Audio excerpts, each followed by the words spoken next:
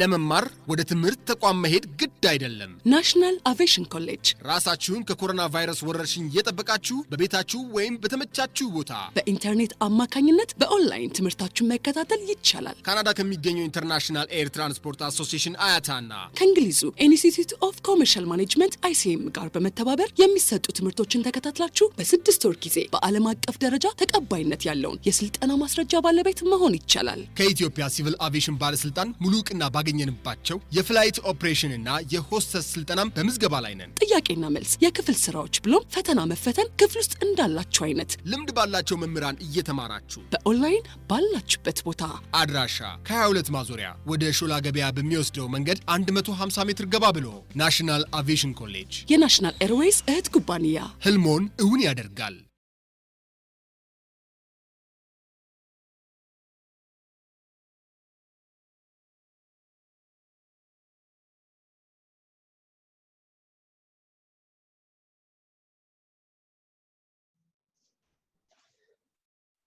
Can you hear me? Hello? Hello? Yes, sir. Can you hear me? Yes. Yes, we are hearing you. So welcome to this course. You know the name of the course?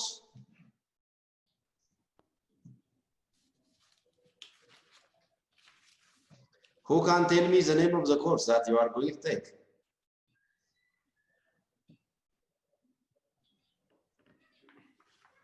Can you hear me?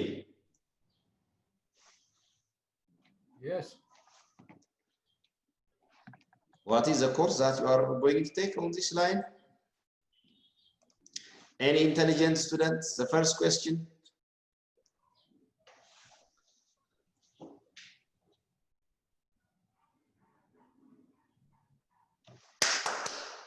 Hey, wake up. I know you are tired. International business strategies. Excellent. Who are you, Dawit?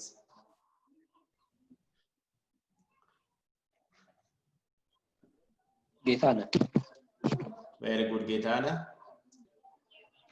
Yeah, that is international business strategies. Very interesting, and it's an appropriate answer. Thank you, Getana Achilun, on this regard. So we can start. I know all of you have your own time as well as network matters. Now I am trying to transfer some of the relevant files that I am going to share you to. So today we will have a brief session about the course. So to save our time, I know you are so busy and you are inundated with a lot of family, professional and societal assignments. So I will not bore you with all these matters. Definitely to resolve it, and I tried to manage many lectures on this one, but anyway, the course is International Business Strategies. I know I can say something about the course, but what comes always first is humanity. Is that not? Do you believe on that? Can you hear me? Yes. When I say humanity, you know, the human side of doing business and running strategies is always ahead. Nice to meet you, all of you again. My name is Derajje Teklemariam. I am an associate professor of management and development studies. I cannot say more about this, but I have the amalgamation of both management and development related courses, where you can see that this is international business. It's highly linked with management as well as development, particularly international development issues.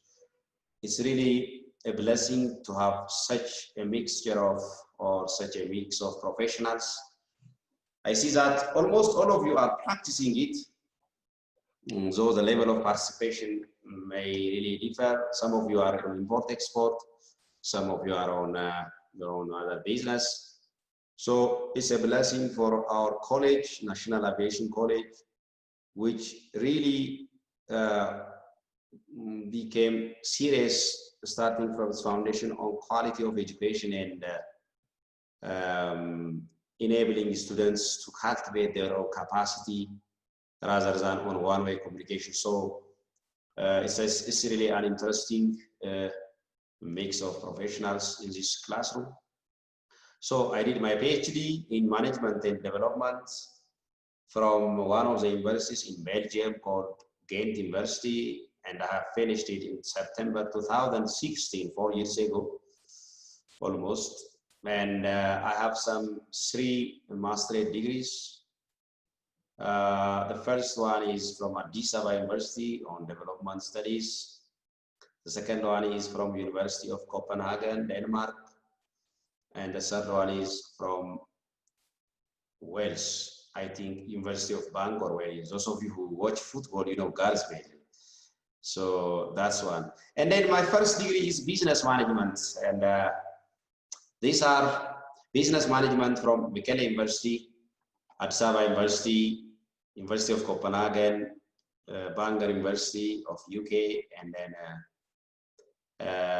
Ghent University of Belgium. So you know that we have, at least I have some little internationalization, not like what you are doing on import-export issues, but on academia and publication, okay? So it's really interesting to see you here. So you can read the course outline, you are already shared, and the expected outcomes of this course outline are, first, you need to, I think it will help you understand the nature, the evolution, I mean the stages and approach of dealing international business. When somebody reads and when somebody writes or makes analysis on international business, there are some standardized approach, and then there are some also customized approach. We will try to see this one, at least what is really an international business. So Dr. Dereje is not just to feed you everything. So I will simply facilitate the options, the way how to deal with international business matters, so that you can fly by your own, okay? This is a master, you know, what makes master's classes different from undergraduate classes is that we are instructors, we are not teachers. You have to notice, okay? We are just instructing you, guiding you, facilitating you, and then things to you so that you can be better than the professor. I expect that because you are specialized on that. Of course, we are really consulting a lot of institutions and organizations. We will bring it together and then we can learn each other. I believe on that. I strongly believe that students in undergraduate class, they can really contribute in their own capacity. I really appreciate all my students. They can have something, you know, you are here with something, you are not here with nothing, you know. I believe on that, so we can have that. So the first one is understanding. When I say this, it doesn't mean that you do not have an understanding at all so far. So we will see that. The first thing, the second thing that we need to, a student who took this course is expected to analyze the international business environment and equipped with, says, relevant analytical skills and tools. Analysis, having both the synthesis as well as the analysis skills, you need to synthesize some business paradigms or business dimensions from the perspective of, let's say, import-export dimensions. It can be from commodity basis or some service basis, production basis, or like that. The other one is more of just technical, like you will be able to list, you will be able to enumerate the different strategies by which organizations or enterprises join international business. How can a business go international, you know? import-export, just import-export is one. What are the different options that are really functioning so that a number of international organizations or international enterprises are really joining to this global business. Remember, global versus international as well. So to do that, you need to analyze two things. By the way, we will repeatedly say it in the future. When you say international business, you know, somebody may say, this is none of my business. You know what do you understand on this? We will see that. So you will have the capacity, you will gain some important tools to analyze global production and supply chain management, because production is one of the key wings in international business. So when you say internationalization of business or international business, we are referring either internationalization of production or internationalization of marketing. Or when you say global business, it refers to globalization of production or globalization of marketing. So when a certain country engages into international business, it may engage in the form of production. So it may be in, let's say, Belgium, and then it's really producing, let's say, in Brussels. But if it decides to go international, let's say it comes to Ethiopia, it can come either through the export of its products that are produced in Belgium to Ethiopia, or to go for international in terms of production. Some of the production wings can come to Addis or somewhere. So if I ask you, what are the two important components of international business or global business? You can simply say that global business or international business has two broad wings. One is globalization of production or globalization of marketing. So the modalities to enter into such types of business also different. These are what's called the international business strategy entry or entry strategy. So the fifth one, I think, is to synthesize. You will be able to critically analyze some exporting, importing, counter trade, and then emerging issues within the global business environment. And finally, you will have critical assessment of Ethiopia's position. Where is the position of our country, or where is the position of our motherland in terms of practicing international business? So these are the issues that we'll deal with in the whole course. So the course has, as you can see from the screen, it has 6 important chapters. The first one is international business, some kind of overview. As you can see, for example, on 1.5, globalization of business, it means globalization of production and globalization of marketing. You know. So we'll say that. Understanding the international business environment. You know, understanding your environment is an important strategy. I hope if you have time, I think most of you are from business or management background.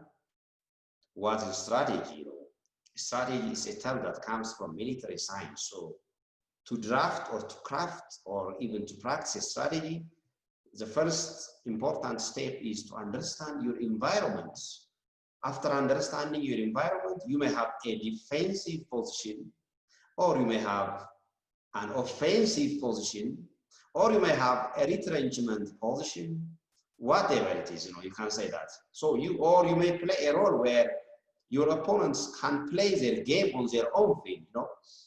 This is still works on international business environment. This international business environment tells us that countries are really different nationally. So there are a number of national differences in terms of politics, economics, legal systems, culture, and then stages of economic development. Economic development really matters because it ultimately decides the purchasing power of buyers.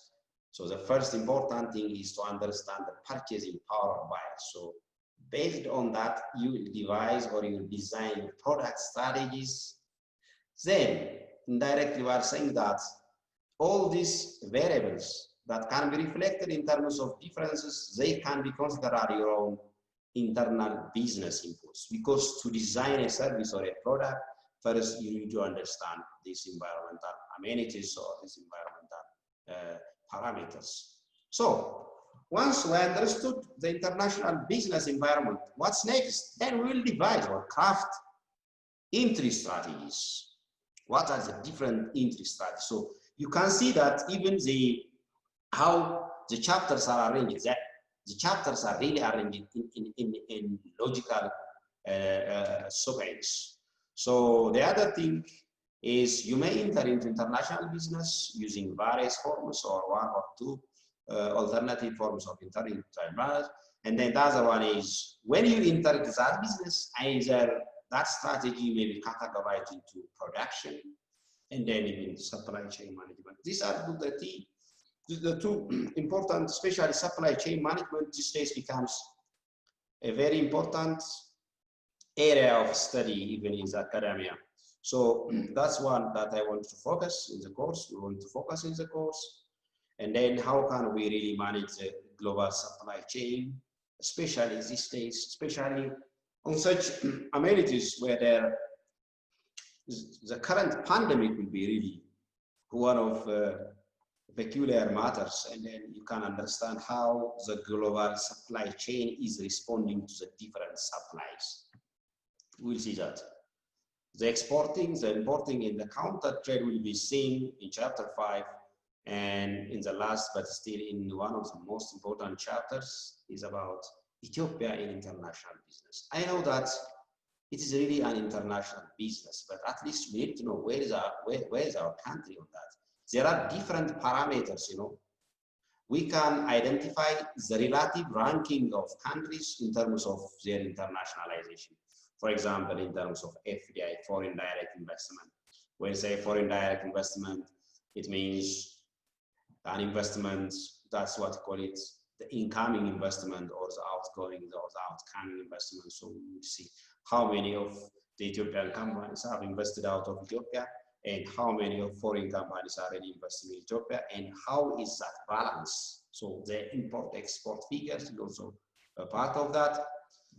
The 6.4 parties, what are the various state efforts? What are the different government efforts? And then what are the different opportunities that are there and what are the challenges? So understanding all this and what are the different achievements so far, we will see that. The final one, I am sure that will be an area of your business consultancy service, because definitely a lot of international companies ask you, how is the Ethiopian business environment?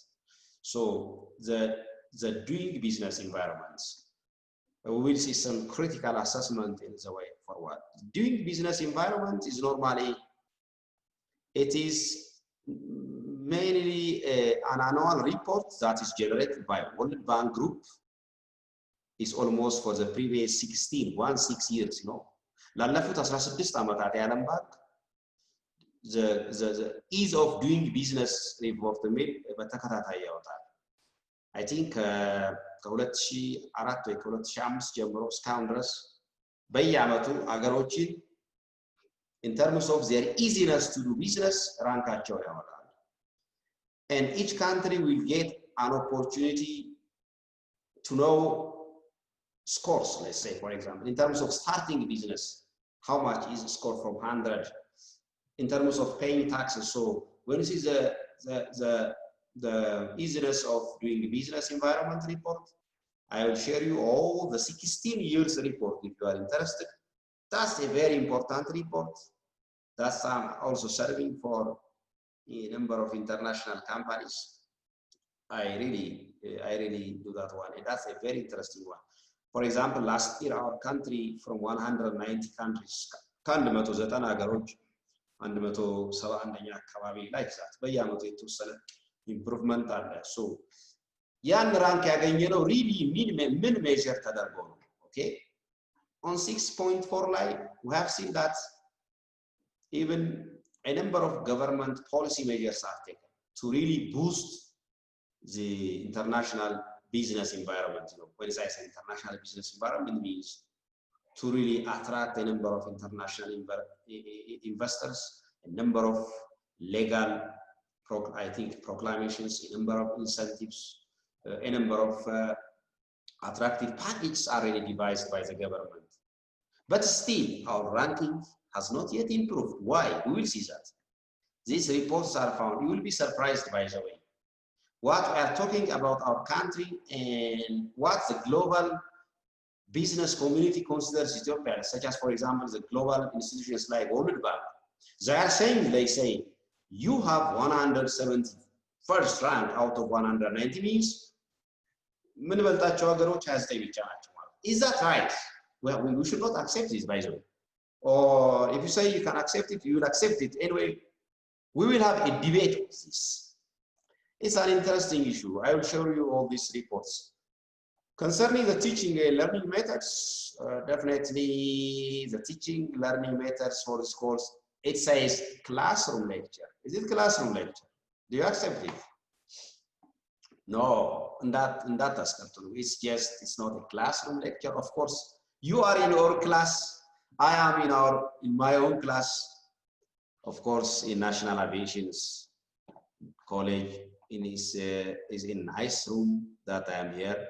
Anyway, consider it that way. We will have group assignments. It's not just to evaluate, but group assignments and individual assignments are provided for students just to facilitate the learning session. It's not just marking. In master's class, many students worry for marks. It's just you need to think beyond marks. This is not the situation. This is not the time that you need to worry for marks. You have to get something. It will be a crisis for me if you don't get something as they know the course, by the way. And I will never teach the course again. So you have to get something. That's my way, and that's the wish of the college. So coming to presentations, of course, now you are with the technology, and thanks for National Aviation College. It already arranged this premium teaching learning platform at distance. You will also use this session, the Zooming session, maybe to present your own assignment so that I can mark you. So you will have some group discussions and a number of real-world, I tell you, a number of real-world cases. The textbook that I will share you, especially the first book, it has a number of interesting cases, ranging from Boeing up to Walmart, from Carrefour up to eBay, from Amazon up to whatever, Microsoft. So we will learn from them anyway. That's an interesting case. So I don't like a book without a case. So you may say that, oh, at the end of the chapter or at the beginning of the chapter, what we have is international cases, not Ethiopian cases, you may say. Of course, it should be international because the course is what? The course is not Ethiopian business strategy, it's an international business strategy. So don't get surprised if you get something from, let's say, the Brazilian sugar crisis or the American, let's say, candy industry crisis. It's like that. What? It's nothing for America. You cannot say like that, Somebody may need your consultation. So being international means it's like that. So don't dislike. I hope you like it. So do it that way. When I did some of my masters in Europe, I fully really read and then took courses of a number of international courses. They have like international sugar policy, but they are in Europe. So like that, like international animal rights are providing that way. So I hope that's really full of real cases. So you can do that. Coming to references, by the way, regarding teaching learning methods, anytime you can raise your hands and you can ask questions, and then I may pause sometimes so that you can really also engage on the learning, on the teaching learning process. This is a master class, as I said. It's not the instructor that's always talking. It's not like that. It should really be participatory, and then you have the freedom to say also. So the first and the most interesting books that I really follow to teach is a state-of-the-art, teaching material. You can go to London School of Business or London School of Economics or American School of Management. We use the same text, by the way. It's global business training for this course. So At least we try our level best to put our students on the same platform with other advanced countries' classrooms. So even if there are some limitations in terms of sharing resources, you will get that. Even, I mean, in terms of even soft copy, so you will get that one. The second one is the Open University of Hong Kong. You know, Hong Kong is really an ideal city, or you can say country, for practicing international financial liberalization. Or so when you liberalize finance and when you already have some financial institutional freedom, the role that it plays is really great, because in business, normally we call it finance fuels business. You know, it's a field, so Hong Kong is really well known in terms of writing such materials. So the Open University of that global business strategy, a systems approach. It's a systems approach. By the way, there are two major approaches of teaching or learning international business. One is what you call it the systems approach, and the second one is the knowledge-based approach. So we normally follow the predominantly known approach, which is called the systems approach. When you say the systems approach, which is the first approach, it really, you know, a system is a set of interrelated components having its own inputs, processes, outputs, and feedback session. So this is called a system. Second, when you say a system, it has some procedural steps, you know, system, a governing system. So before entering or practicing international business, there are some step-by-step procedures, and the one who wants to be a key actor in international business. So this is, I think, a better approach. The other one is the knowledge-based approach. The knowledge-based approach tries to identify what are the key knowledge areas that help a company to enter into international business. Let's say the international legal systems, the international business relations, the international marketing strategies. Combining all this knowledge together will make a person to have a very good understanding about international business. Normally, I choose the first one, a systems approach. That's why we, as a college, crafted the curriculum that way. Most of the American and European universities already follow that one. But still, there is a continuous debate. That debate is normally, may not be necessarily just useful for you, but you have to have the right to know. That is what you call it, the how methodology. The how methodology, the how question means how to teach this course internationally, you know? How to teach this course for our students. The how question is always a methodological question. So that's really, at least you need to know. So you don't get surprised, for example, if you get some books that can really entertain this material of this course in a knowledge-based approach. So we will really follow a systems approach, and the second reference book is a very nice supplementary for the first one. And the second one is by Vilke. The third one, I mean, international business strategy.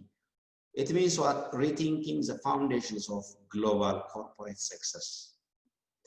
Please underline the word rethinking. Some international, I think, business companies, they really narrate the reason why they are successful, but they never really tell us the true story.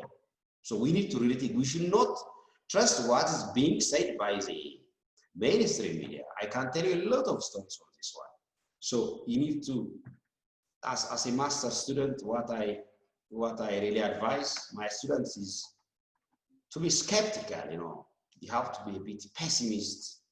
It's that way. You have to be somehow inquisitive, question things that are really forwarding to you, than simply accepting this blah blah blah like that. So really that's an important stage to, or the approach or paradigm to do that.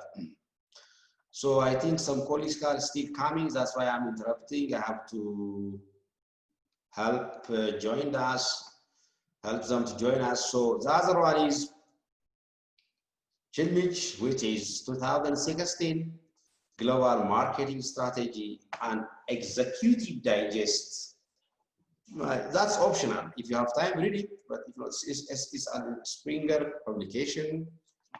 And sometimes it has some limitations, but I really think so. The first, the second, and the third will be enough for you. In addition, we will have some real world cases. Let's say, even in our context, what is the role of these 19 or 20 industrial parks, even if they are domestic, but still how they are linking. So, what are the different effects that nations, countries are really accomplishing to boost their international? Coming to assessment quiz. Do you like quiz? Are you fan of quiz? Do you like it? Yeah? Okay, quiz is one. We'll have some individual assignments, but we have a special quiz because we have a COVID time. So I will not bombard you with big questions. So we will adapt that strategy. You have some home tech quizzes. You'll have individual assignments, and then group assignment, and final exam will cover all the topics handled. I will compromise on all the topics handled here, so don't worry on that. We will discuss our issues while we're already dealing with. So I think this is all about the course. Remember, in any classroom, as far as I know from this curricula and then teaching learning strategies, the first important course in the life of a given course is the first course, the first lecture, I mean. It's the most important lecture in any course is the first lecture. Knowing the pillars, the components, in the directions, in the whereabouts of the course is very, very important. I really appreciate those of you who really joined us today. I think some of them are already waiting. I think I already invited them. So this is that you can see. What is your expectation? Can you say something? Is it okay for you? Or can you say in repetition? Or somebody may say, let's say, my expectation from this course was to learn these issues because I read all this in some other sources. But Daraja, you have missed this one. If you say like this, I already accept that and I can assist you, or I can adapt it, or of course, I personally never change the curriculum, but it will be a very interesting input for our college, you know. National Aviation College really believes in active participation of students, not only in classrooms, but also in providing feedbacks about the quality of lectures, in the quality of teaching material. So that's our culture in the college.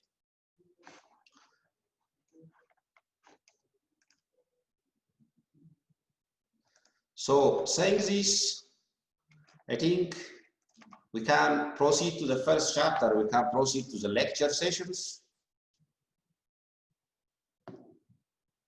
I think still some colleagues have their own problem in joining.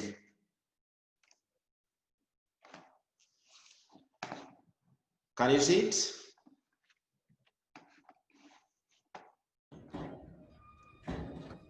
Yes. Thank you very much. International business strategies. So one thing that you need to know is it's not just for the sake of fulfilling your master's degree or letter. Really, if you are also in investment or business environment, especially if you are running business or if you are advising, whatever, it's a very crucial course, I think. You can imagine how many trainings that I have provided on this one, and I have a lot of success stories, both at individual and international level. I mean, at individual and organizational level. So really love it. I am sure you will be among the few highly needed or important persons in Ethiopia, especially in assisting the country in terms of drafting its international trade policies and whatever, even in many companies. Because you will see how much the level of internationalization that the companies in our country have. In chapter 6, the level of our internationalization is almost zero. We have more than 12,000 billion annual trade deficits. You can imagine 12,000 billion US dollar trade deficit. Can you imagine? Can a country survive with this deficit? So the first and the most important intervention on this regard, I mean, to improve the international trade balance of the country is to have more professionals, to have additional well-equipped professionals on the knowledge of boosting or advising these companies in terms of reversing this. So this is really one of the nature of the course. It's reading intensive. By the way, you need to read more. You have to read, and then if you start reading 3-4 days, definitely you will be accustomed with, or you will be accustomed to read more. So it's a reading intensive. Read. Don't depend on the slides. You know, I always say for my students starting from some years ago that like a lecture notes, like a slide lecture notes, like a mini skirt, which covers only the essential parts of the course. You know what I mean? So really follow that one. The other is participatory. It's really participatory. You can discuss with your colleagues. It's an interactive. It's also case-based. It's support results. It's a lot of records. So understandable this way. So this, if your expectation is something different from this, I hope you can remodify it. The course objectives and contents, I already said it. So the learning outcomes, I already said it. These are the different chapters. I made it like this because some students say that, Daraja, we create the course outline. So I have to integrate the course outline with the lecture, no? So you can really see that. So these are key references. The first reference book is this one. You can see the Global Business Today. Now almost 10s, 11s, and back editions are already coming. I already purchased it some years ago. The second one is this one, systems approach, I told you. The third one is this one. I spend on explaining materials because the materials are with you. So that's why I really spend this much time to discuss all this. The other one is global marketing strategy because marketing is one of the key components of international business, while production is the second one. So you can read this. So this one, that's all. So chapter 1 is all about the international business, an overview. Under this chapter, we will see these important components. So what is the nature of international business? Normally, when you say somebody has gone international, it means it has gone beyond the national boundaries. Normally, it's an extension of domestic or state level business. And then this business, you know what's business, by the way? Who can tell me? 2 students. Somebody may say, let's say, Mr. Dejane Daddy may say, this is none of my business, yeah? What do you understand from this? I think I understand from this business is just communicating to peoples and exchange in monetary or in service, in a good, in anything, dealing with 2 peoples and agree on one thing. Excellent, thank you very much. Any other? Any additional explanation? Can you say something? Are you all fasting? So you may be tired, I understand you. Fikru, are you there? Mr. Dress, welcome.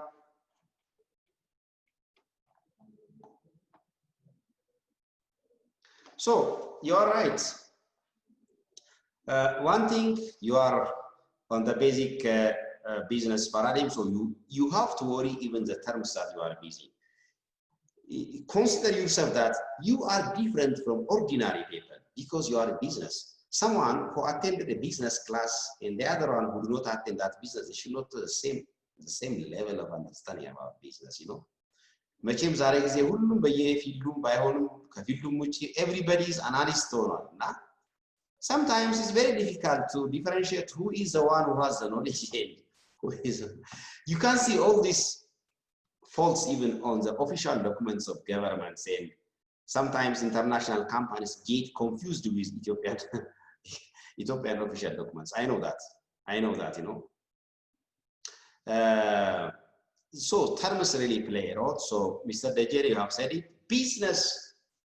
ይሄ ኢንተርን በአግባቡ ካለመረዳት የተነሳ የኢትዮጵያ የሰራተኛና ማህበራዊ ጉዳይ ራሱ በጣም ብዙ ቻሌንጆች ፌስ ያደርግናል። ለምሳሌ አንድ ሰው በቢዝነስ በማኔጅመንት ተመርቋል፣ ግን ይታየና አንተ እኮ ማኔጅመንት ነህ ግን ቢዝነስ አይደለም ይባላል። ቢዝነስ really what is business by the way? Business ማለት ስራ ማለት ባጭሩ by the way.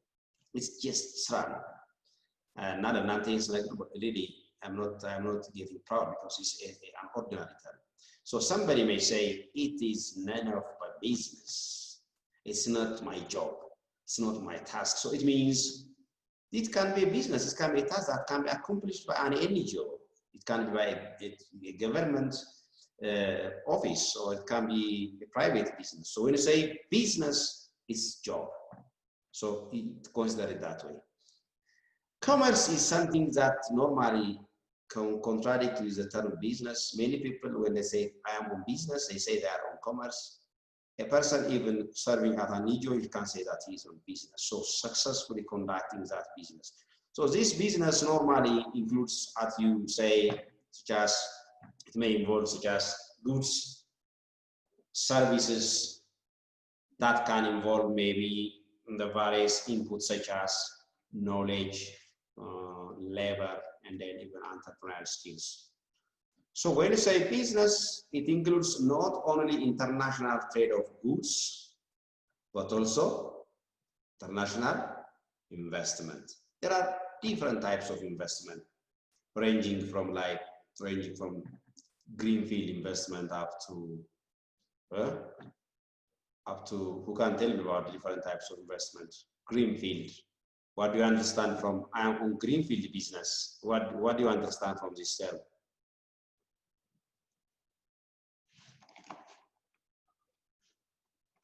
I am on greenfield investments. If somebody says, what does it mean?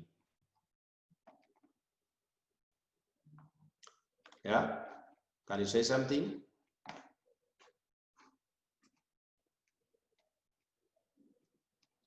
Greenfield investment is an investment where all the resources required to run that business come from abroad. Not 99%, not 98%, 100% of all the required capital comes from the other country. This type of investment is really risky investment for the investor, whereas for the recipient country, it can be very encouraging. So greenfield investment. Anyway, international business is one of the leading features or manifestations of globalization. Some people call it, you know, one of the highly contested definition in the world next to sustainability is globalization. Is that not? Sustainability, more than 192 definitions coming to globalization. Even many people. About the greenfield investment, yes, Professor. Yes. I have a question on the greenfield investment. Okay, very good. What do you understand from that? What I understand from greenfield investment is, you know, for example, if you start some factory, if you start from scratch, from zero, and invest wherever, so that will be greenfield investment, I hope. But whether the money comes from abroad or from anywhere, does that really? Yeah, that's an interesting issue, by the way. You are much better than some of the advisors in some of the offices that I know. Let me tell you one story. Some 4 years ago, a Turkish investment group came to Ethiopia and it approached one of the offices I don't want to tell you that. And then the ministers, the deputies, and all its advisors are there. And then one of the Turkish delegates delivered a speech saying that really we are happy to engage on greenfield investment approach or greenfield investment options in Ethiopia and like that, blah, blah, and he explained. Finally, one of the deputy minister, when it concludes the remark, thank you very much, welcome on greenfield investments because it fits our green economy strategy. You know, you understand, do you understand what I'm saying? So you are much better than this, I mean. አንዳንድ ጊዜ ያስገምተናል you know እነዚህ ተርሞችን ቻፕተር 1 ላይ ስለሆነ እነዚህ ተርሞች መፍተል አለብን ማወቅ አለብን that's why introduction. So you are right, by the way. If you see it from domestic perspective, the definition is like what you said. Yeah, the key term is what you said, from scratch. And the one from scratch means it's a risky investment. It is you that invest everything, is that not? Yeah, from design up to probably up to market feedback assessment, even after testing and launching of the products. But normally, a greenfield business strategy, when you see it from international business context, it refers to the transfer of capital, almost 100% capital from a foreign nation, okay? Did you got my point? Acquisition, merger, and other investment, FDI investments considered as greenfield investment. We will see them. There are strategies, you know, I think it's,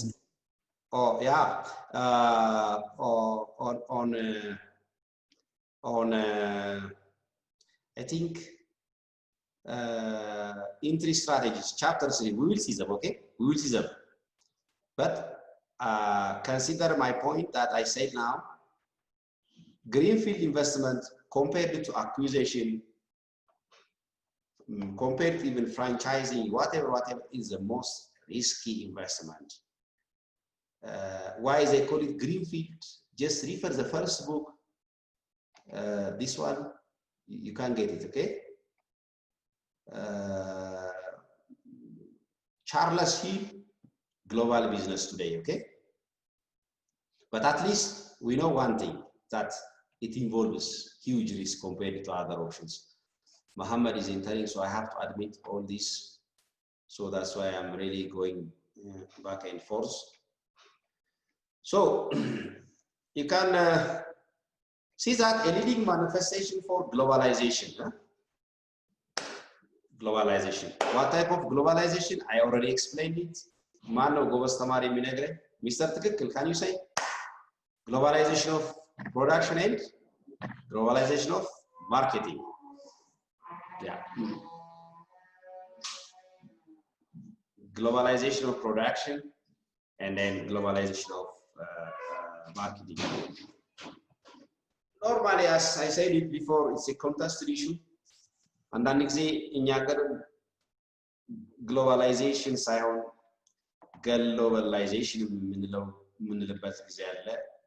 እነዚህ አይነት ኤክስፕላኔሽኖች ተርሙ ምን ያህል full of context እንዳሉት የምታዩበት ጊዜ ነው because one company is directly acquiring the other one and swallowing 3 or 4 ነው ይሄን በምናይበት ጊዜ really globalization of business sometimes አንዳንዴ globalization ወይም swallowing of this የሚሆንበት አጋጣሚ ይኖራል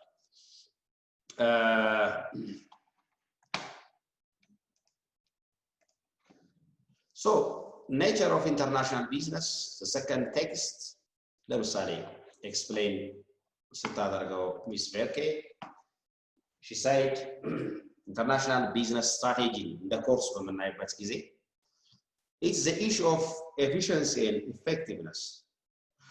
እነዚህ ሁለት ተርሞች አንዳንድ ጊዜ business efficacy terms ናቸዋል efficacy means both effective and efficient matching a multinational enterprises with internal strengths and surrounding opportunities. So this really, how do we match? That matching is through the creation of value, and that value is meant for satisfying different stakeholders, mainly customers, both domestically and internationally. So one thing that helps us understand the nature of international business is comparing it with the domestic business. I hope you can do that. Domestic business, you get all these terms, whereas international business goes beyond a frontier, beyond a boundary. እነዚህ ነገሮች ለማወቅ ሞክሩ። ለምሳሌ international business ስንል it's business that is primarily based in a given state or in a single country, yet it may acquire some meaningful share of its inputs or resources, both or even both. I mean, both means the resources and then the knowledge. Of course, knowledge is part of resources from other countries. Remember, it's primarily is a key term here. Meaningful is also a key term. What's meaningful? 60–70%? That's really open for debate. Multinational business. You are not taking a multinational business strategy. Of course, it will already approach to global business. When you say multinational business, one that has a worldwide marketplace from which it buys or it acquires raw materials, probably borrows financial resources, and then operates or manufactures products, and finally supplies to its products, or sells its products. This engagement is a worldwide marketplace. You can see from the first one. When we say international business, it's a business that's primarily based in a single country, I will give you some 3–4 companies and I will ask you, which business is international business? Which business is multinational business? Which business is global business? So you will be in a position. This is the argument that international business experts have reached. Why is this definition? I don't know, because it's really an accepted definition. So normally it's a common language, by the way. So it's in social science and especially in business disciplines, we will have to respect some common terms and some common language. So in international business analysis, international business is a primarily based in a single country, but acquires its resources or meaningful share of its revenues. Maybe resources means for production, revenues means after production, they say, let's say, in terms of export from other countries. Whereas multinational business, it has a worldwide marketplace. For example, Carrefour. For example, McDonald's. For example, NATO. NATO is a very well-known supermarket in Europe. And then even Lidl, Aldi, like low priced items. You can see that. Even Boeing initially started as a domestic business. Yes? Almost all of our banks, local banks, they add this international on their name. Yeah. Is there some that indicates about their what does it indicate? It's really nonsense for me, by the way. Sorry to say that. Probably they may have a desire to go international. Sometimes it's even the weakness of our banking legal system. Somebody which doesn't have that strategy, probably in the future, even I don't know how the Ethiopian National Bank is providing them. Of course, if they have that strategy, that plan, what to call it on the business, on their business plan or on their brochure, if they say it, probably let's say they will go international next time. I don't know how many of them are really reaching the international business. It's a kind of name. But from the strict sense of understanding the term international, I don't accept it by them. That's the one that we have to question even in our upcoming chapters. Whereas global business, it is a business that transcends national boundaries, and it is not committed to a single home country.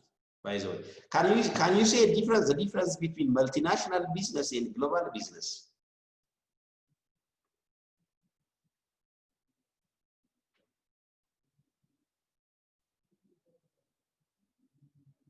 Any difference that you can understand? So I'll give you this as a reading assignment. Please, in our next class, try to come up with terms or what makes international business, I mean, multinational business. International business, we already have explained it, yes?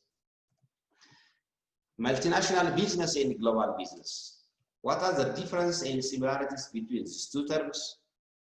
Please, I'll ask you next time. But I try to put some concepts here. When you say global business, it's a business that transcends, you know, when a ball is, yes, a business that transcends national boundaries, and it is not committed to a single home country. So Mr. UL is repeatedly going and asking me permission. I have to do that.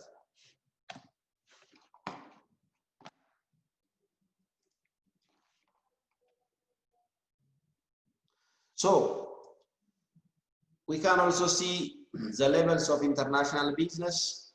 The highest level is global business. The one next to domestic business is international business.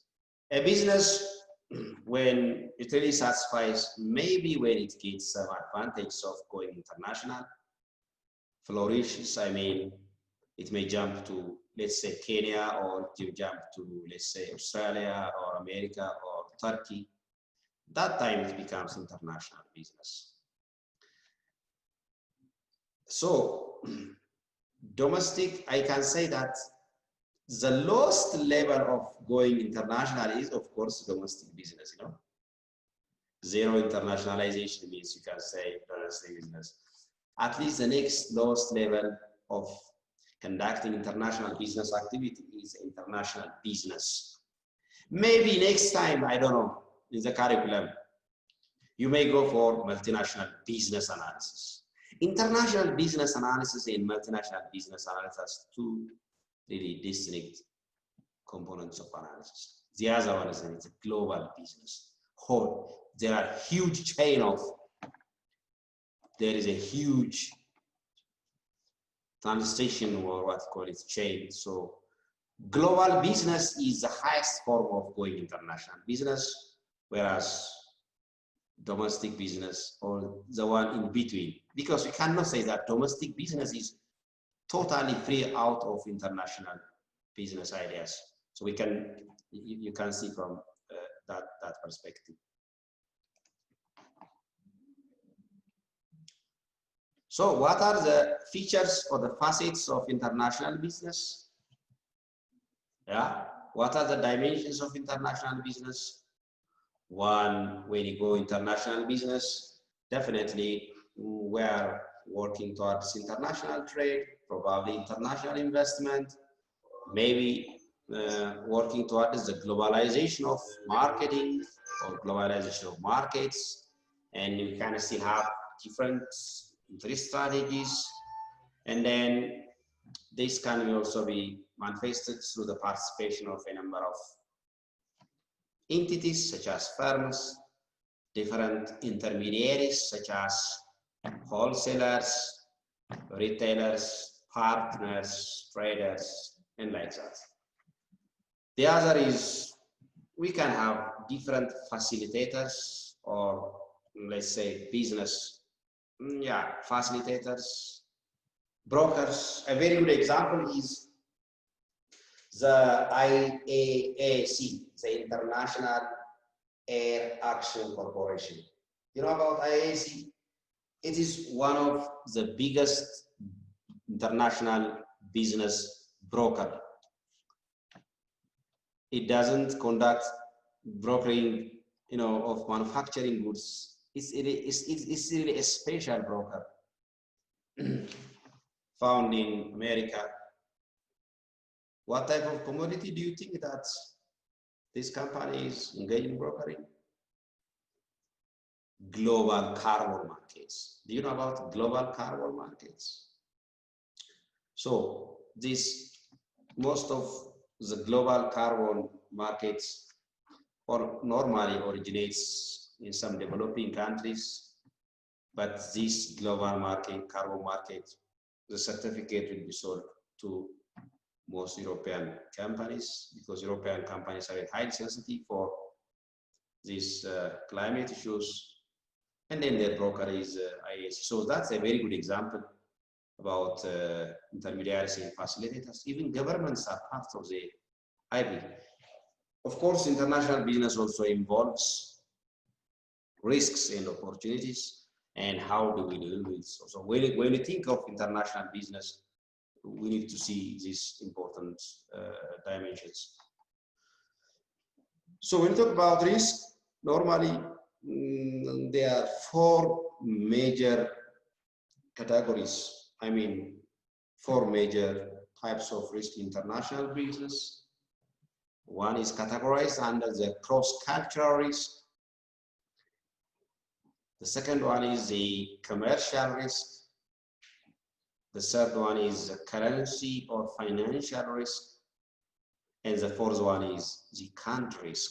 These are the 4 types of risks in international business. Cross-cultural risk really incorporates like issues or challenges that come or that originates from cultural differences up to like ethical practices.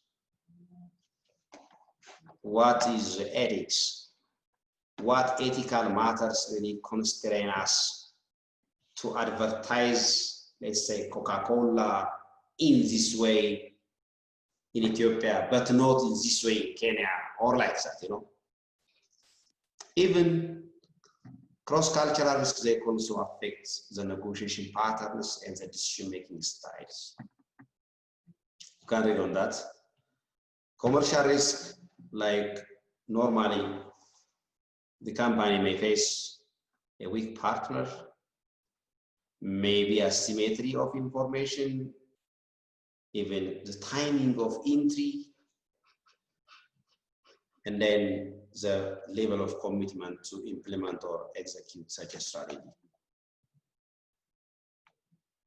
Yes. When you say countries, risks mainly related to bureaucracy and red tape matters like corruption or twisting of state laws for the sake of benefiting some corporates, and even the mishandling or failure of some national economic components, like hateful maybe or harmful or unstable political systems.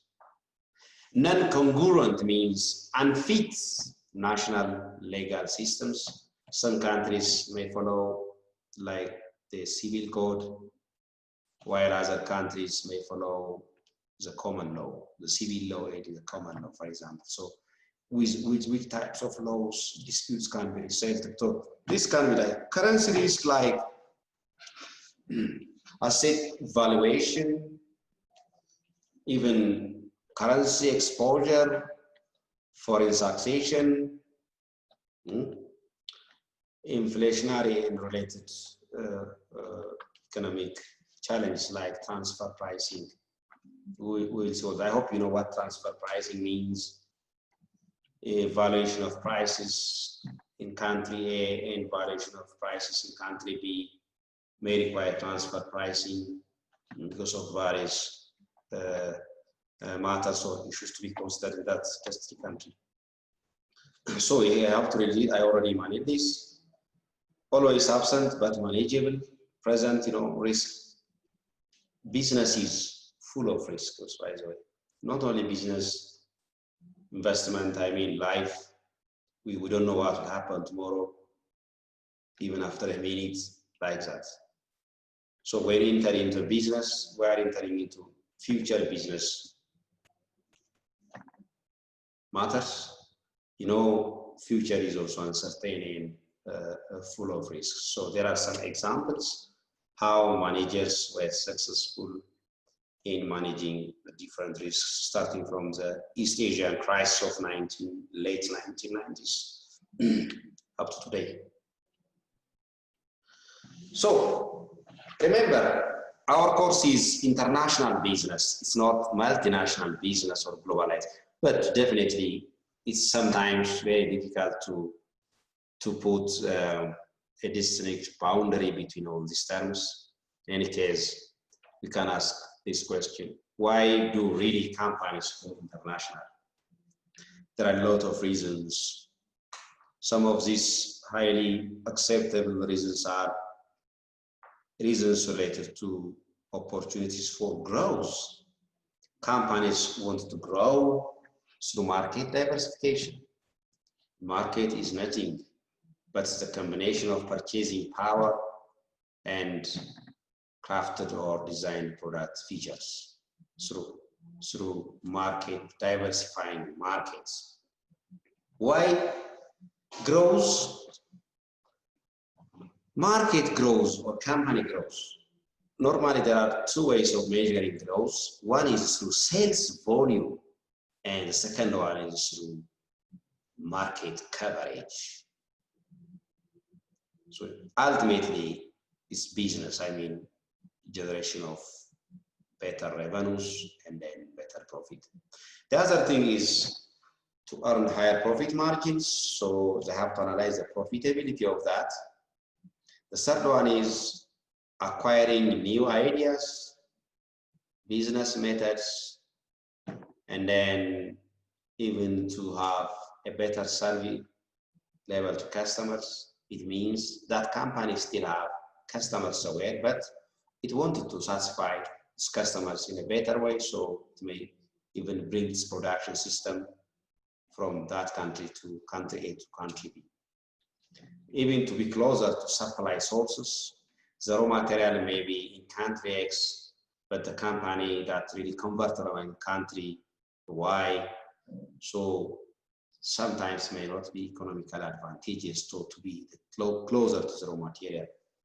Those of you from industrial engineering or from economic background, you know that there is one well-known theory. It's called the theory of industrial location, where to locate industries. This theory normally is a German-based theory, especially after the Second World War, to really improve the war-torn Germany's economy. After 4 or 5 years devastating war, the whole infrastructure and economic base of Germany was totally changed to ash. And then everybody frustrated, even to purchase a single bread. In some areas, it was a feature to carry almost 1 sack of cash money. So it's really huge. There was really a huge crisis. A number of German scholars, they do their level best to establish industries here and there, you know. And finally, there was one scientist who developed that theory. It asks one question: how appropriate is the location of all these industries? And finally, it developed a nice theory. It's called the theory of industrial location, which really is one of the consultancy resources to justify for companies to be closer to the supply side. I mean, the supply of resources. So when we establish companies, normally, either they should be closer to the market or they should be closer to the raw material, or in between.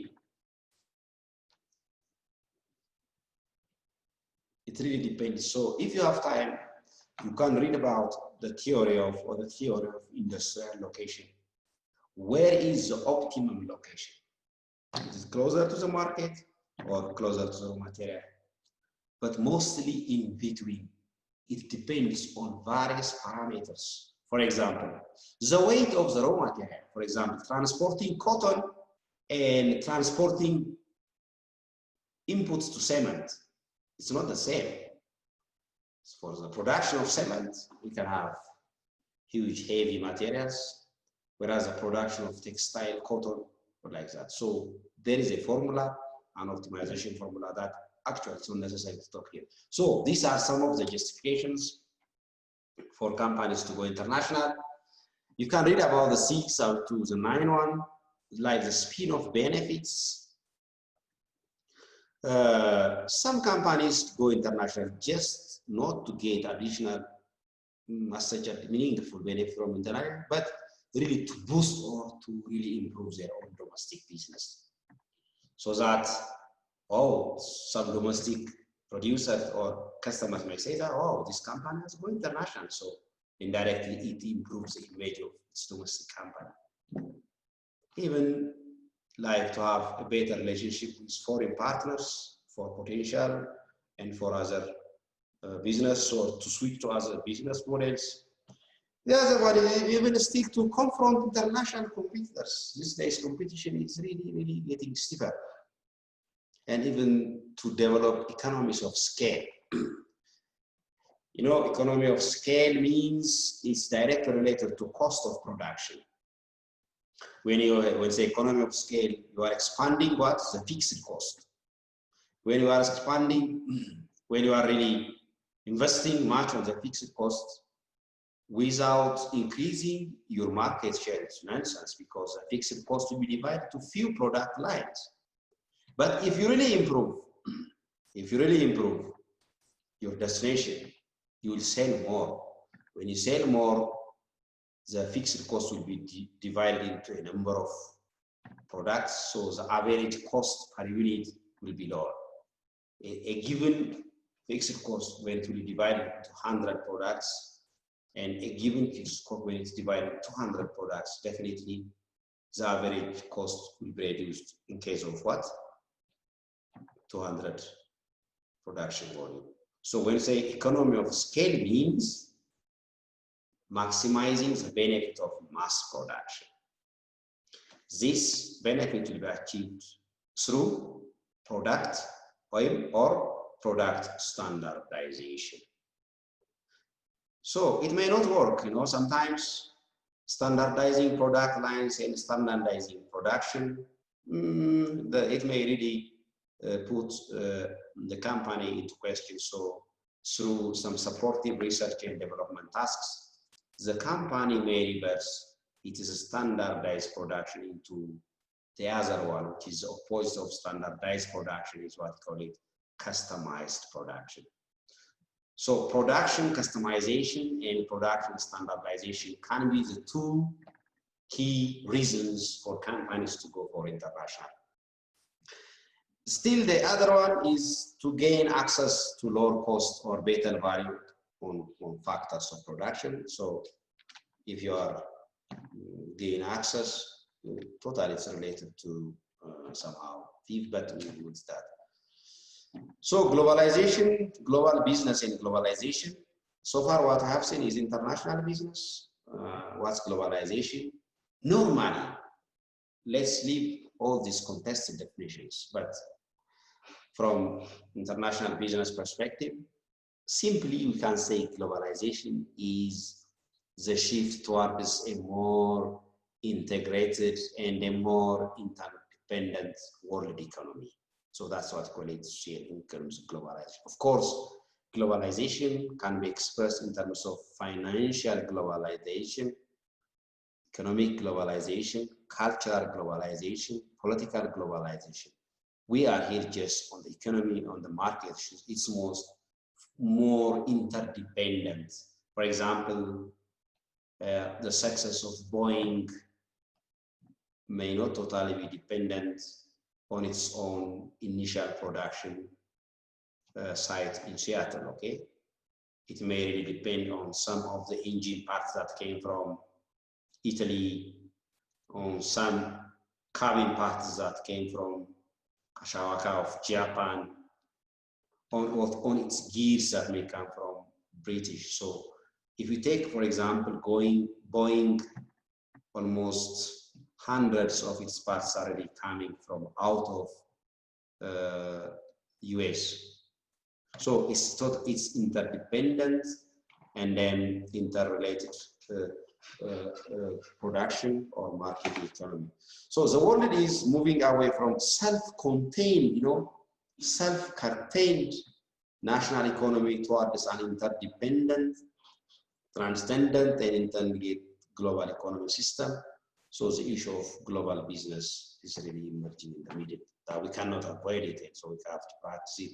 And of course, there are a lot of sayings about globalization. Many are related to tithing. How do you see it? Many say that it's a time of globalization, no problem. I can go that. So that's really not good, I really appreciate what Mahatma Gandhi says. He says, you can read it on the screen if you want. I do not want my house to be walled in all sides and my windows to be closed. It means I have to be open, he said. When we say it's open, we have to be very careful. He said, instead, I want the cultures of all lands to be blown about my house as freely as possible, yet I refuse to be blown off my feet by any. So it means what? We have to use some adaptive forms of strategy. So globalization may use in it, you can see how globalization could involve all these things. The question of capitalism, the question of monopolies, the issue of poverty, the issue of accountability, the terrorism, all these questions of free trade, the issue of renegotiation, communication. So think of all this one. All this one are really not shrinking, rather than they're really going in a more stronger component. So globalization, I hope you can see it. Features of globalization, I said it before, globalization of economic globalization, financial globalization, political globalization, cultural globalization.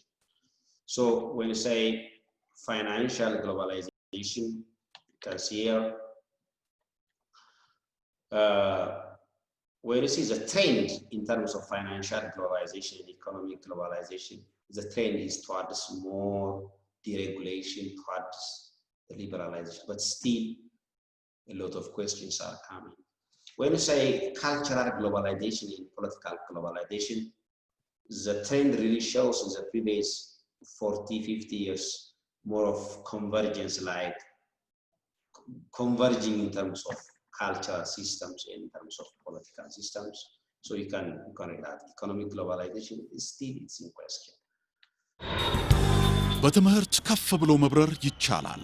ናሽናል አቪዬሽን ኮሌጅ የናሽናል ኤርዌይስ እህት ኩባንያ ከከፍተኛ ትምህርት አግባብነትና ጥራት ኤጀንሲ ሙሉ ዕውቅናን ባገኘንባቸው በማስተርስ ዲግሪ ኤምቢኤ በስትራቴጂክ ማኔጅመንት፣ ኤምቢኤ በባንኪንግ እና ፋይናንስ፣ ኤምቢኤ በቢዝነስ ሊደርሺፕ፣ ኤምቢኤ በሪስክና ኢንሹራንስ፣ ኤምኤስሲ በኢንተርናሽናል ትሬድ እና ኢኮኖሚክስ ዘርፎች በእውቀት ለመቅረጽ የበቁ ፕሮፌሰሮቻችን አረንጓዴ መብራታቸውን አብርተዋል። በነገራችን ላይ በኬንያ ሀገር ከሚገኙ ስመጥር ዩኒቨርሲቲዎች በሚመጡ ፕሮፌሰሮች የትኩረት መስክ ትምህርቶቹ መሰጠታቸው ልዩ ያደርገናል። በምርጥ የትምህርት ስርዓት የተገነባው ናሽናል አቪዬሽን ኮሌጅ በመጀመሪያ ዲግሪ በአቪዬሽን ማኔጅመንት፣ በሆቴል ማኔጅመንት፣ በአካውንቲንግ እና ፋይናንስ፣ በማርኬቲንግ ማኔጅመንት አስተማማኝ ትምህርት ይገቢውና ራስዎንና ሀገሮን ይለውጡ። አድራሻ 22 አደባባይ ወደ ሾላ በሚወስደው መንገድ ላይ ናሽናል አቪዬሽን ኮሌጅ የናሽናል ኤርዌይስ እህት ኩባንያ ህልሞን እውን ያደርጋል። Even economic globalization, it has some manifestations like globalization of markets, globalization of production, and these two are dealt in this course, which is called International Business Strategy, globalization of competition, globalization of technology, and corporate industry will be there.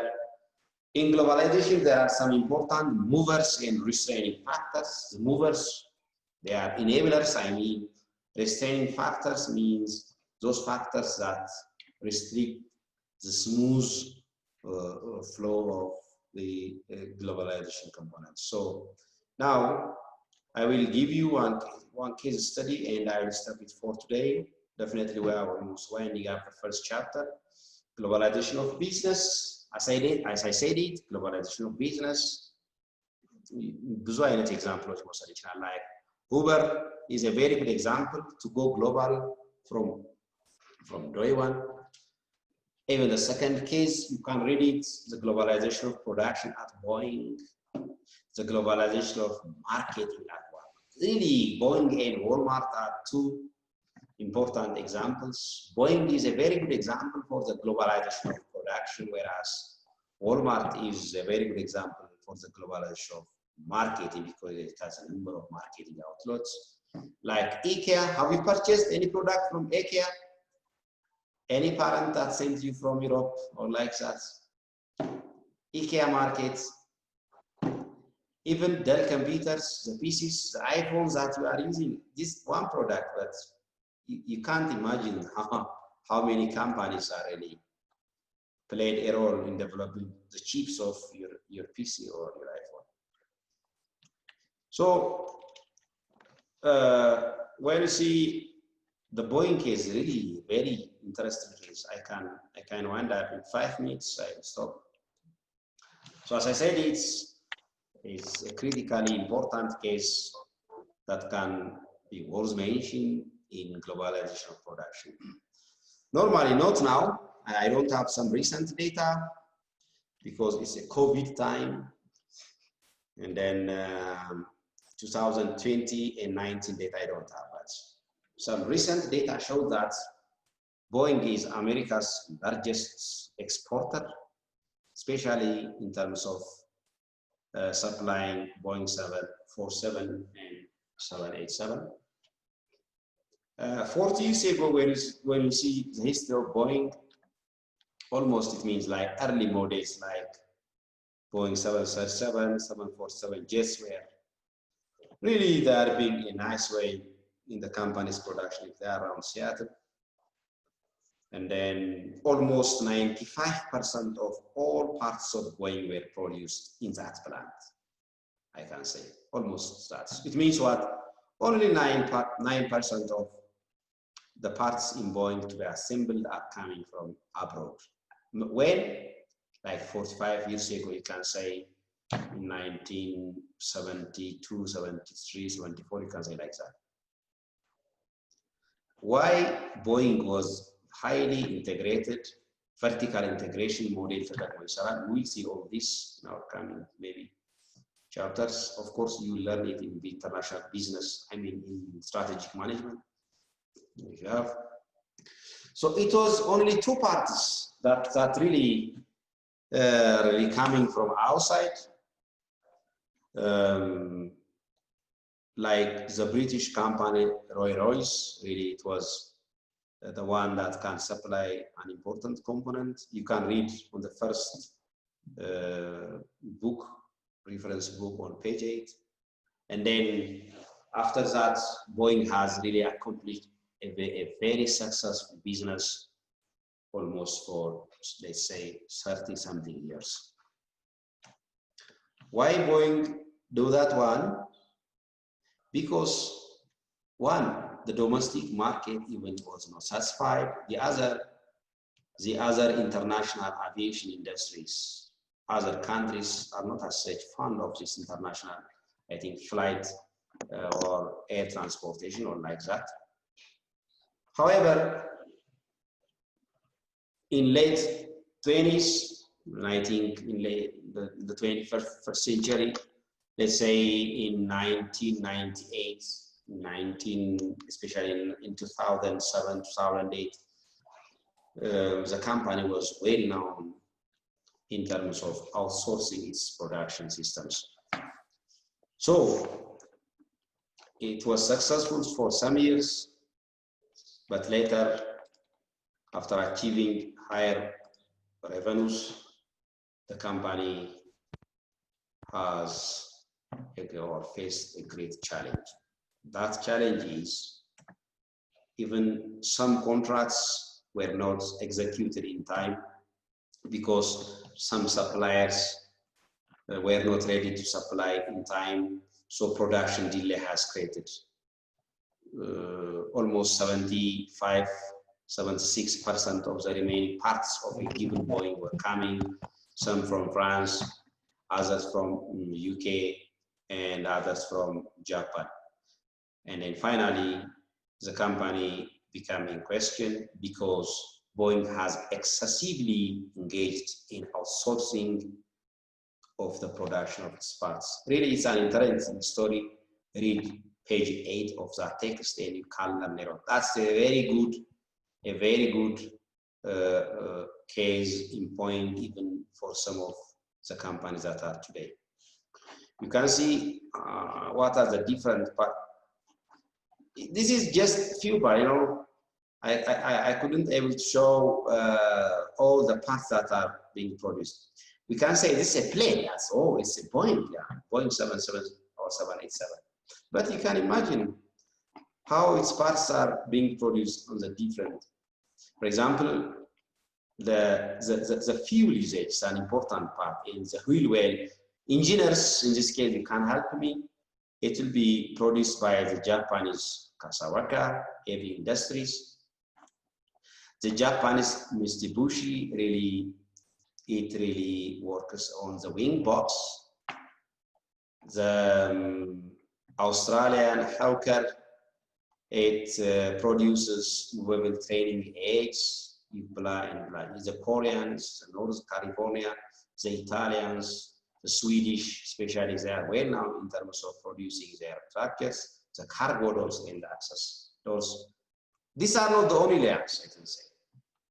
So it's a very good example for the on the globalization. It will be very difficult to say international. I have to better say globalization of production is an excellent example for that. What happened to Boeing after this? By doing this, Boeing has faced a challenge. Outsourcing became a fashion for some years, if you remember. Outsourcing, why don't we outsource them?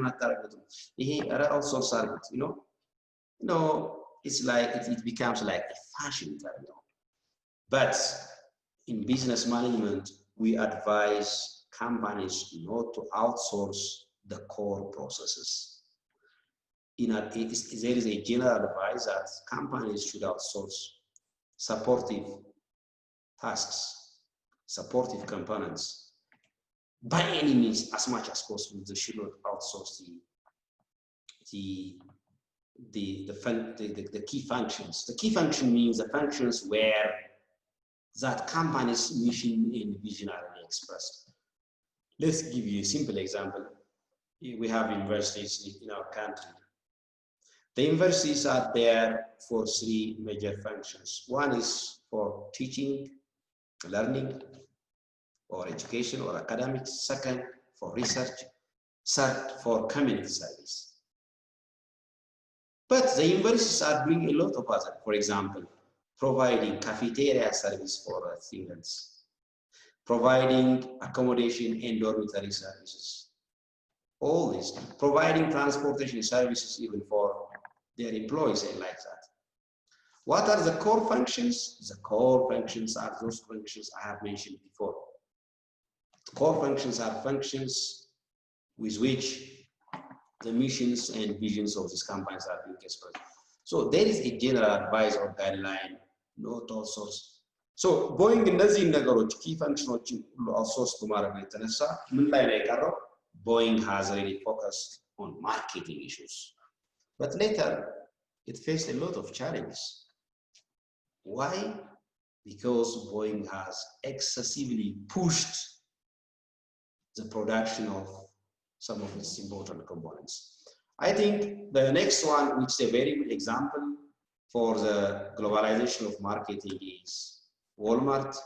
We will see this on our next class. For today, it will be enough.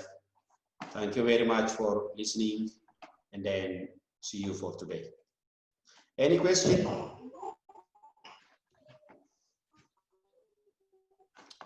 Any question, comment, or suggestion, please?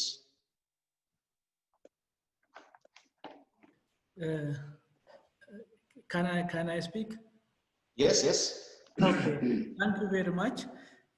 All the lectures, the flow is very nice and attractive. It's very nice. What we just learning is this is sharing of experience, Even it's very nice for us. I think as you said before, in our country, this international business is, I think it is very, very almost in the scratch. Even the person who is doing the business on international business, they didn't know. Simply, they consider us a trade. So in the future, we are just going to meet in WTO, and Ethiopia is just doing on that one, on the documentation. If you give more time for Ethiopia, we discuss more on that if possible. If you definitely, thank you very much. It's a very good, it's a very good advice. You know, we will really focus on the last chapter. I will share you all these materials. Definitely, that can also help you to probably, I don't know, you may have your more master thesis in the future, even professional advice or consultant service. I will share you all these materials. Even 16 years of reports or global business ranking, I will share you that.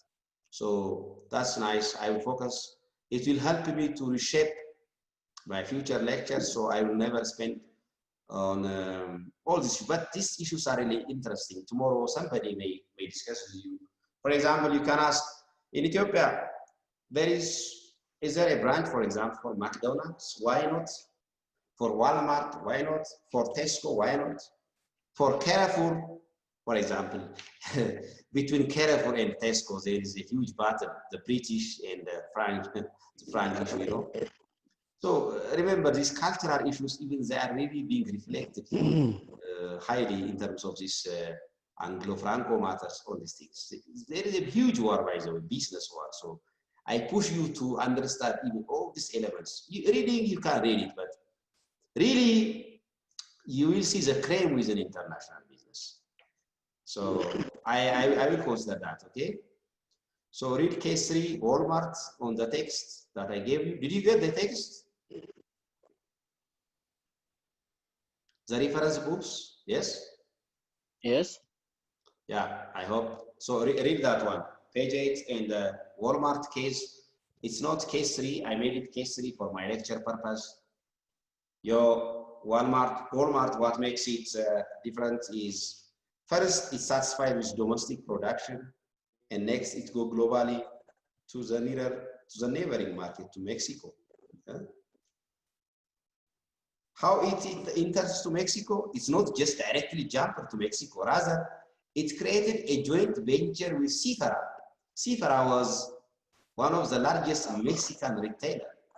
Now there is no more Cifra in Mexico, you know. So there are, when you read the cases, you can see a lot of things. For example, how the company, with what strategy it has joined in like that, okay? So I will take that to my notes and then I will do it. Any other question? Thank you, Dejane. Any other question or suggestion that you have?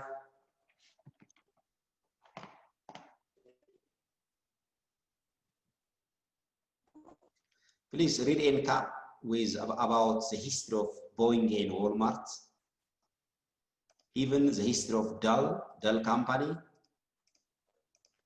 the history of next time. Thank you very much. Thank you, Mr. I appreciate your patience. Take care and stay safe. Thank you. ልዩነት መፍጠር ዓላማችን ነው። ዓለም አቀፍ ተወዳዳሪ መሆን አለባችሁ። የናሽናል ኤርዌይስ እህት ኩባንያ ናሽናል አቪዬሽን ኮሌጅ ጥራትና ደረጃውን የጠበቀ ስልጠና በመስጠት ብቁ ዜጋ እያፈራን ነው። በፍላይት ኦፕሬሽን፣ በበረራ መስተንግዶ፣ በቲኬቲንግና ሪዘርቬሽን፣ በሆቴልና ቱሪዝም ሙያዎች አሰልጥነን ተወዳዳሪ እናደርጎታለን። ኮሌጃችን ካናዳ ከሚገኘው ኢንተርናሽናል ኤር ትራንስፖርት አሶሲዬሽን አያታና ከእንግሊዙ ICM ጋር በመተባበር ዓለም አቀፍ ዕውቅና ያለው ስልጠና እየሰጠ ይገኛል። በፍላይት ኦፕሬሽን፣ በበረራ መስተንግዶ የምንሰጣቸው ስልጠና ከኢትዮጵያ ሲቪል አቪዬሽን ባለስልጣን ሙሉ ዕውቅና አለው። አድራሻ ከጎላጉል ታወር 22 አደባባይ ወደ ሾላ በሚወስደው መንገድ ላይ የናሽናል ኤርዌይስ እህት ኩባንያ ናሽናል አቪዬሽን ኮሌጅ ህልሞን እውን ያደርጋል።